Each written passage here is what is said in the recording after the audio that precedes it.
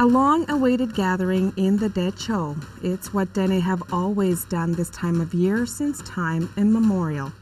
But today, people are commemorating what happened 100 years ago, the first signing of Treaty 11 with the Crown here in Fort Providence in 1921. In Canada, they wanted us to become faithful Canadians. The Crown's interest in this part of the North came from the 1920 discovery of oil in Fort Norman. Then in 1921, it sent officials down the Mackenzie River with a pre-written treaty citing peace and friendship.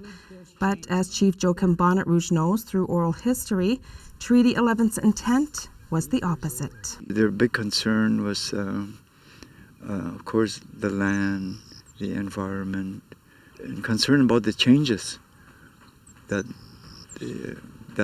would come. Sure enough, it was true. Treaty 11 forced the Dene to surrender their land and empower the Crown to regulate their rights to fishing, hunting, and trapping. And that has leaders today reflecting on the significance of this 100-year anniversary. They met for the 3 days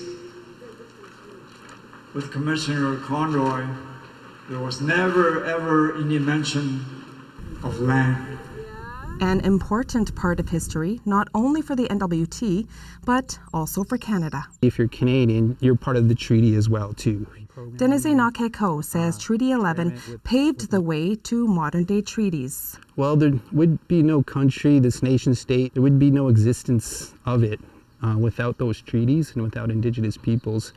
So we're nation builders. The anniversary is also important for this Dene writer. In 2018, she wrote an article about the relationship between settlers and her people when Treaty 11 was signed. It feels special to me as a resident of Fort Providence, because it's highlighting the people and it's honoring us Dene people in a good way, right? And I'm always trying to keep everything positive, but in retrospect to, recognizing what had happened and what is not being met today. We got to send a message to the Prime Minister of Canada, say, hey, we're still here. There are at least a dozen more events scheduled in communities down the Mackenzie River, following the route made by the Treaty Party 100 years ago. Juanita Taylor, CBC News, Fort Providence, Northwest Territories.